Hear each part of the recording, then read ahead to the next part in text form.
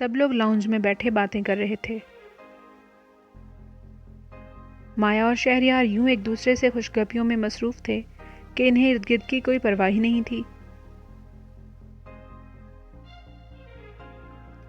اسد پاس بیٹھی بہن زہرا کو سرگوشی کرتے ہوئے بولا، لو بھائی آپا، اب شہریار کے ساتھ تمہارا رشتہ دوہرا ہونے والا ہے۔ بہت جلد کامیابی ملی ہے آپ کو مایا کے حوالے سے۔ زہرا ایک دم خوش ہو گئی اور سوالیہ انداز میں اشارے سے اسد سے تصدیق کرنے لگی۔ اسد ہنس کے بولا، 100% بتا رہا ہوں، اپنی بیٹی سے پوچھ لینا بے شک۔ زہرا نے مسکرا کے مایا اور شہریار کی طرف دیکھا اور اسد سے مخاطب ہو کے بولی، اگر ایسا ہے تو میرے پاس بھی تمہارے لیے ایک بہترین سرپرائز ہے آج۔ اسد بے چین ہو کے بولا، وہ کیا؟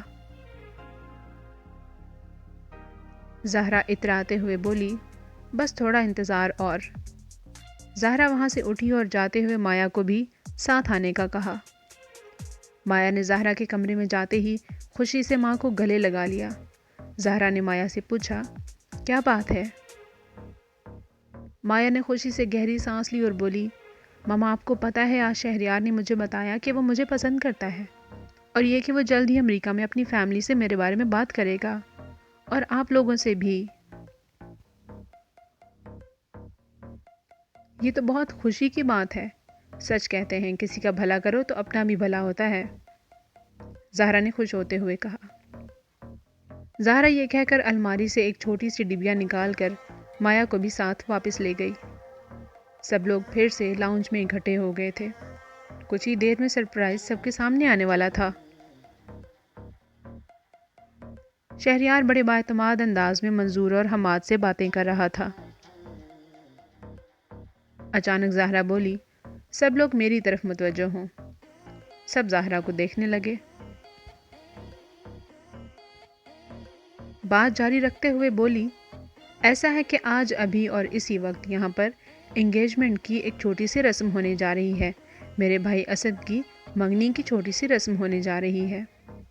سب کے چہروں پہ مسکراہٹ آ گئی۔ مایا اور شہریار بھی اسد کو خوشی اور چھیڑنے کے انداز میں دیکھنے لگے۔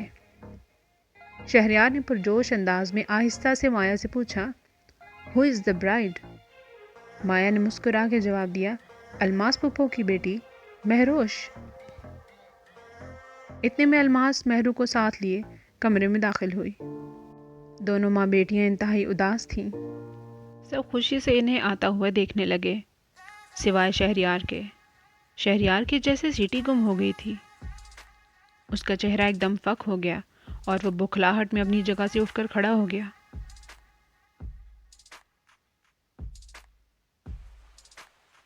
الماس مہرو کو ایک صوفے پر بٹھا کر خود ایک طرف بیٹھ گئی۔ مایا شہریار کا ہاتھ پکڑ کر اس کو بیٹھنے کا اشارہ دینے لگی، لیکن شہریار کی نظریں مسلسل مہرو کے چہرے پر تھیں۔ پہلی مرتبہ وہ بوکھلایا ہوا تھا، جیسے وہ کہیں کھو سا گیا ہو، اور اس کو جس کی تلاش ہو وہ اسے مل گیا ہو۔ مہرو نظریں جھکائے بیٹھی تھی۔ اس نے صرف ایک بار نظریں اٹھا کر حماد کو دیکھا اور پھر نظریں جھکا لی۔ الماس انتہائی پریشانی کے عالم میں مسلسل فرش کی طرف دیکھے جا رہی تھی۔ زہرا نے اشارے سے اسد کو مہرو کے ساتھ بیٹھنے کا کہا۔ پھر اسد نے مہرو کو انگوٹھی پہنائی جو زہرا اپنے کمرے سے لائی تھی۔ منظور اور زہرا نے اسد اور مہرو کے پاس بیٹھ کر ان کو مٹھائی کھلائی۔ پھر زہرا نے اشارے سے مایا اور شہریار کو آنے کا کہا۔ شہریار کے چہرے پہ ابھی بھی 12 بجے تھے اور نظریں ابھی بھی مہرو کے چہرے پر گڑی تھیں۔ چہرے پہ حیرت اور خوشی پر آنکھوں میں وحشت تھی۔ مایا شہریار کا ہاتھ پکڑ کے مہرو کی طرف لے گئی اور مہرو کے ساتھ بیٹھ گئی، لیکن شہریار اسد کے ساتھ بیٹھنے کی بجائے مہرو کے قدموں میں جا بیٹھا اور اسے یوں دیکھنے لگا جیسے برسوں سے اسے مہرو کی تلاش ہو، یا پھر جیسے کسی کو کوئی قیمتی گمشدہ چیز مل گئی ہو۔ اسے ارد گرد کی کوئی ہوش تھی نہ پرواہ۔